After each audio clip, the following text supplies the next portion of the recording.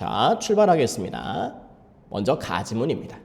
고을사 저 꽃이여. 자, 고을사는 곱구나라고 하는 영탄적인 표현이네요. 그리고 저 꽃이여, 꽃을 부르고 있는 화자의 목소리. 자, 반만 여인 저 꽃이여. 반만 여인이었다는 얘기는 반 정도 시들었다는 얘기입니다. 그리고 그것을 눈으로 보고 있네요. 시각적인 이미지.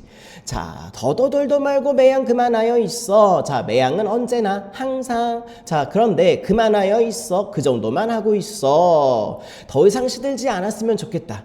꽃이 시들어가는 것을 아쉬워하는 화자의 마음을 확인할 수 있습니다. 그리고 춘풍에 봄바람에 향기를 쫓아오는 나비를 웃고 맞이하노라. 여기까지예요.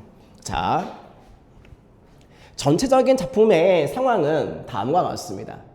꽃이 반 정도 시들어 있습니다. 그렇죠? 꽃잎이 떨어져 있어요.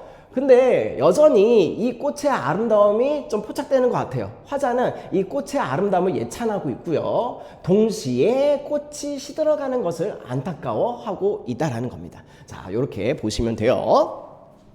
자, 그러면은 이 작품 조금 정리해 보겠습니다. 주제는 시들어가는 꽃의 아름다움과 그에 대한 연민. 자, 갈래는 평시죠. 성격 예찬적이죠.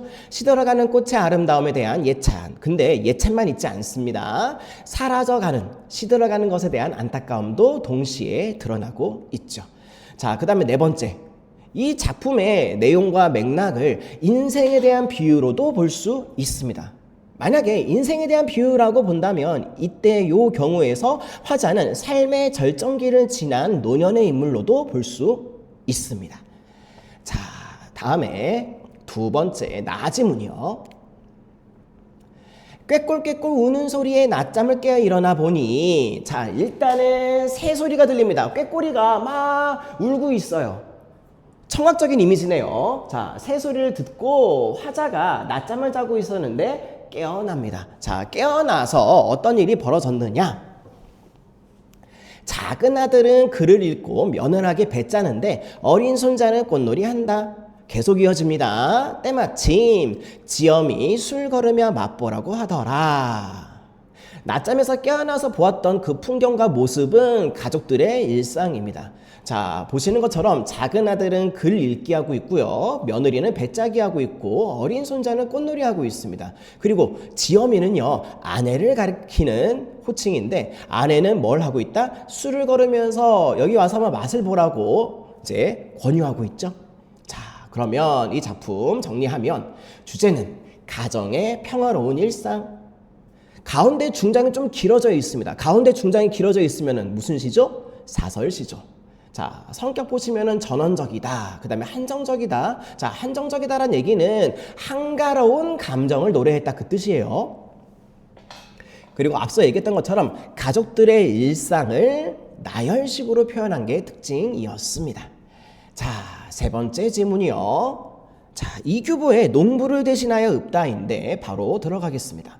비 맞으면 논바닥에 엎드려 김매니. 자, 농사로 인해서 수고하는 모습이에요. 근데요, 김을 매다라고 하는 거를 우리는 잘 모르는데, 자, 농사를 지을 때 잡초들이 무성하면 농사 짓기 힘들겠죠? 그래서 잡초들을 뽑는 행동이 이제 김매기라고 하는데, 김매기를 날씨가 맑을 때 하지 않습니다. 비가 올 때 합니다. 특히나 논농사를 지을 때는 특히나 더 비 올 때 이 김매기를 하는데, 왜 비가 올 때 하느냐? 땅이 딱딱하게 굳어 있으면 잡초가 잘 뽑혀요, 안 뽑혀요? 잘 안 뽑히죠. 그렇기 때문에 비가 와서 땅이 말랑말랑하고 부드러울 때 잡초를 뽑는 거죠. 아마 뿌리까지 잘 뽑힐 것 같죠? 맞습니다. 그리고 이렇게 해서 비가 오는 날 논바닥에 엎드려서 김을 매니 흙두성이 험한 꼴이 어찌 사람의 모습이랴만. 맞아요. 아까 얘기했던 것처럼 비가 오는 날 김을 매면서, 즉 잡초를 뽑으면서 일을 하면은 온몸이 흙투성이가 되겠죠. 험한 꼴이 됩니다. 온전한 사람의 형상이 아닐 것만 같아요. 그런데 이렇게 얘기하는 이유는 뭐냐면요, 세 번째 줄에 나오죠. 왕손공자들아 더 이상 얕보지 마오. 왕손공자들은요, 지배계층이요. 그리고 이 사람들을 향해서 직설적으로 얘기합니다. 더 이상 우리를 얕보지 마라. 그리고 그 얕보지 마라라고 하는 얘기의 구체적인 내용도 그 다음에 등장합니다. 그대들의 부귀호사 우리 농부로부터 나오나니. 그렇죠. 맞아요. 지배계층이 부귀와 호사를 누리는 것은 앞서 말씀드렸던 것처럼 농부들의 이 흙투성이가 되는 이 노동의 결과로 이걸 바탕에 깔고 있기 때문에 왕손 공자들이 부귀 호사를 누릴 수 있는 거겠죠. 그러면은 두 대상이, 즉 지배계층과 농부들의 상황이 대조적으로 그려지고 있다는 것도 확인할 수 있습니다. 자, 두 번째 연이요. 해국식은 푸릇푸릇 논밭에서 자라는데 아전들은 벌써부터 조세 거둔다고 성화로세. 자, 일단은 푸릇푸릇 음성상징어입니다. 모양이나 상태를 나타내는 의태어. 시각적인 이미지도 확인할 수 있네요. 색깔이 나타나 있으니까. 자, 논밭에서 자라는데 아전들은 벌써부터 조세를 거둔다고 성화. 수확도 아직 하지 않았는데 세금을 독촉하고 있습니다. 얼마나 힘들까요? 농부들의 입장에서 힘써서 경작하여서 나라를 부유하게 했던 것은 우리들 이거늘, 우리가 누군데? 농부들이요. 어찌 이리도 극성스럽게 침탈하는가? 자, 마지막에 침탈하는가? 서리법. 그리고 서리법을 써서 어떤 의미를 강조했어요? 비판적인 내용을 강조했죠. 세금 징수가 부당하게 이루어지고 있다는 것을 드러내고 있습니다. 자, 주제는요, 귀족계층에 대한 농부의 원망입니다.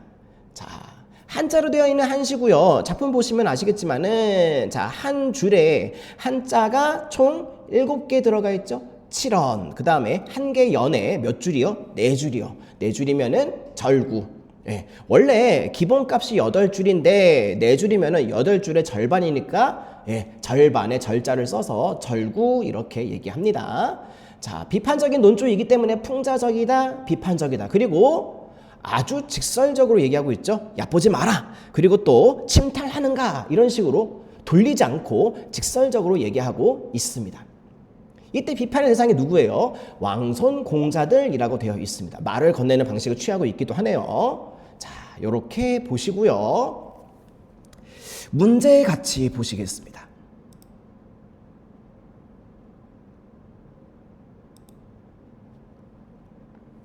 자, 문제 1번. 자, 보기에 기역, 니은, 디귿에 해당하는 작품을 가나다 중에서 있는 대로 골라서 빈칸에 써 넣으십시오. 자, 기역. 설명 내용 보시면은 시적 청자를 명시해서 그에게 말을 건네는 어조? 포인트는 말을 건네는 어조를 찾아라인 것 같아요. 그러면은 가지문에 있는 저 꽃이 할 때 꽃을 향해서 말을 건네고 있는 어조 확인할 수 있죠? 그러면 가 해당돼요. 그 다음에 나지문에서는 못 본 것 같고 다지문에서는 왕손 공자들아 이렇게 또 말을 건네는 어조 또 확인할 수 있습니다. 그래서 기역에 해당하는 작품은 가지문, 그 다음에 다지문 2개요. 그 다음에 니은. 청각적인 심상을 반복적으로 환기해서 시적인 상황을 구체화하고 있는 거는 귀에 들리는 청각 뭐 있어요? 나지문, 꾀꼴 우는 소리, 그쵸? 예, 해당 작품은 나. 그 다음에 디귿, 의문형으로 시상을 종결한다. 자, 서리법 있었죠? 뭐? 세 번째, 다지문. 자, 그 다음에 2번 문제 넘어갑시다. 자, 보기는 가, 나, 다의 화자에 대한 설명입니다. 자, 빈칸을 적절하게 채우라고 하고 있는데 한번 볼게요. 시인은 자기 자신이 스스로 화자가 되기도 하지만 다른 사람이나 사물을 화자로 설정해서 시적인 메시지를 전달하기도 합니다. 또한 화자의 정체는 명시적으로 드러날 수도 있고 그렇지 않을 수도 있는데요. 먼저 가에서는 화자가 누구인지 명시적이지가 않습니다. 그 다음에 나에서는 3대에 걸친 가족 구성원 중에 누구가 화자다? 자, 나 작품이 뭐였어요? 낮잠 자다가 깨어난 어떤 화자가 가족들의 일상을 보고 있는 거였죠. 보니까 작은 아들 나왔어요. 며느리 나왔어요. 그리고 어린 손자 나왔어요. 그 다음에 아내 나왔어요. 그러면은 며느리도 있고 손자도 있는, 근데 또 아내도 있는 화자는요, 할아버지 정도로 보시면 되겠네요. 빈칸에 할아버지 이렇게 쓰시고요. 시인과 화자가 일치하는지는 불분명하다. 그쵸? 이 할아버지가 작가 시인인지는 알 수 없죠. 다음, 한편 세 번째 질문. 다는 시인이 고려의 문신임을 고려하면 실제로 이 작품의 시인 이규보 고려시대 문신이죠. 자, 우리가 가리키는 바대로 누구를 화자로 설정한 경우에 해당한다. 자, 지금 현재 누가 화자? 우리 농부라고 하는 겉으로 드러난 표현이 있었죠? 예, 니은에는 농부라고 쓰시면 되겠습니다. 자, 세 번째 문제 보실게요.